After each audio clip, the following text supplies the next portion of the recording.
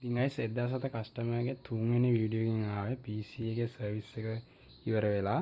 ඉතින් මේ තියෙන සර්විස් කරාට පස්සේ PC එක ඔයාලට බලා ගන්න පුළුවන් කේබල් මැනේජ්මන්ට් එක කොහොමද තියෙන්නේ කියලා. ඉතින් ඔයාලට කිව්ව විදිහටම කලින් වීඩියෝ දෙක බැලුවා කියලා හිතනවා අපි. මේ තියෙන්නේ කස්ටමර් ගේ ජොබ් නම්බර් එකට දාලා ජොබ් පේජ් එක. ඉතින් ඔයාලට බලා ගන්න පුළුවන් මේ කස්ටමර් ගේ වැඩ ටික උනේ. ඉතින් no display ප්‍රශ්නයක් තිබ්බා. මේ ප්‍රශ්නේ RAM fault එකක් තිබ්බ ඒක ෆ්‍රී රිපෙයාර් කරලා දුන්නා. මේ PC එකේ ෆුල් සර්විස් එක කරා. ඒතර ඔයගලන් ප්‍රයිස් කියන්නම් ගියා. අපේ ෆුල් සර්විස් එකට 2500ක් යනවා. ඉතින් රිපෙයාර් ප්‍රොසෙස් එක උනේ PC ඒ software. මේක ගැන ඔයගලන්ට අද විශේෂයෙන් කියන්න ඕනේ. අපෙන් PC රිපෙයාර් හෝ සර්විස් කරගන්න අයට අපෙන් දෙන ඔෆර් එකක් තමයි මේක. ඉතින් එයාගේ කස්ටමර්ගේ PC එක ස්පීඩ් කරලා දෙනවා අපි software කරා රෙජිස්ටර් රිපෙයාර් එකකුයි ඩිස්ක් ක්ලීන් අප් එකකුයි කරලා. අපි දැන් ඒක බලමු.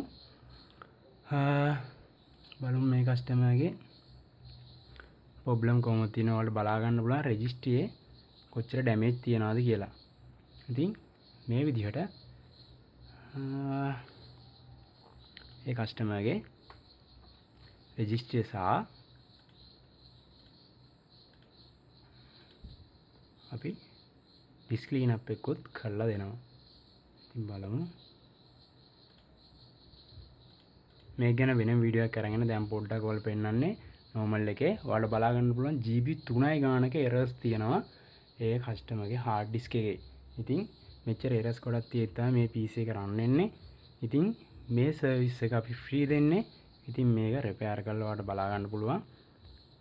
ස්පීඩ් වෙන ඉතින් මේක කරගෙන තියෙන අය දන්නවා. ඉතින් මේක අපි ෆ්‍රී තමයි. ඉතින් අපේ රිපෙයාර් එකක් හෝ අපේ PC එක සර්විස් කරගන්න අයට අපි කරලා දෙන විශේෂම දෙයක් තමයි මේක. ඉතින් ඔයාලට බලා ගන්න පුළුවන් දැන් errors බිඳුවයි. මේ විදිහට ඩිස්ක් එක සහ රෙජිස්ට්‍රි අපි ක්ලීන් කරලා දෙනවා. ඉතින් මේ ගැන තමයි අද විශේෂයෙන් කියන්න ඕනේ. මේ විදිහට තමයි මේක ටික වෙලාවක් යනවා. මේක අපි 500ක් ගන්න. ඉතින් අපින් සර්විස් එකක් කර රිපෙයාර් එක කරනකොට මේක ෆ්‍රී තමයි වෙන්නේ. ඉතින් මේ විදිහටම ඒ කස්ටමර්ට ටෙස්ට් හතරක් කරලා තිනවා. සවුන්ඩ් ටෙස්ට් එක, ඩෙස්ක්ටොප් ටෙස්ට් එක, 1 hour ටෙස්ට් එකක් කරලා දිනවා. PC එක පැක් ඔන් එකේ තියලා ආයි ලෝඩ් ටෙස්ට් එකක් කරලා දිනවා. ෆිල්ම් එකක් ආයි ප්ලේ කරලා.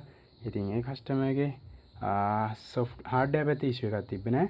අපි ආවේ හાર્ඩ්වෙයාර් සොෆ්ට්වෙයාර් පිළිබඳව තව පොඩ්ඩක් හොයලා බලනවා. අපේ සර්විස් කරන හැම PC එකකටම තව මොනවද ගැටලු තියෙන්නේ කියලා. ඒ කස්ටමර්ගේ Windows activation fail වෙලා තිබ්බා. not activated තිබ්බේ.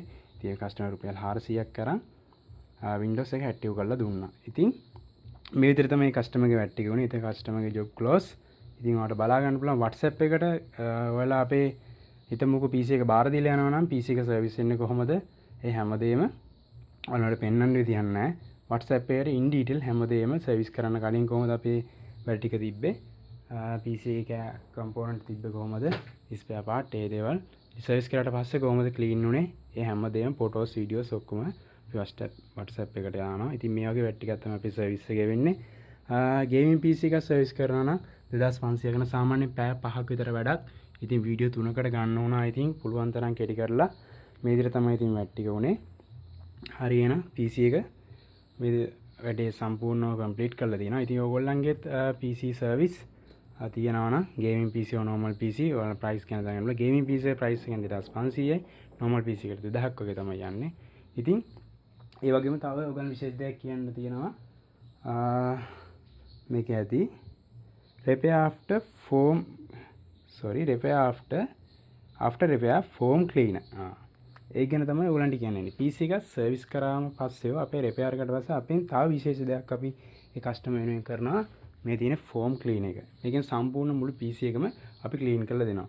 වෙනසකට බලමු මේ තියෙන්නේ කස්ටමර්ගේ සයිට් පියන අපි මේ විදිහට මුළු PC එකටම foam cleaner apply කරලා ඔයාලට බලා ගන්න පුළුවන් මොන වගේ වෙනසක් දෙන්නේ කියලා මේ විදිහට ක්ලීන් කරනවා.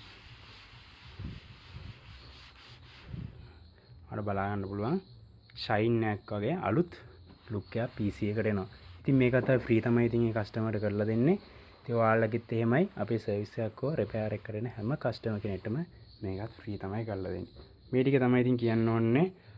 මේ සම ඩිස්ක් ක්ලීන් අප් එක රෙජිස්ටර් ක්ලීන් අප් එක ගැන වෙන වීඩියෝ එකක් අරන් එන්න. ඉතින් මේ තමයි third video එක. first එක second එක බලන්න කියලා තියෙන. ඒක තමයි මේකේ තිබ්බ dust එක ක්ලීන් වුණාට පස්සේ කොහොමද ස්පෙයා පාර්ට් ටික තිබ්බේ. ඒ හැමදේම ගැන තියෙන්නේ.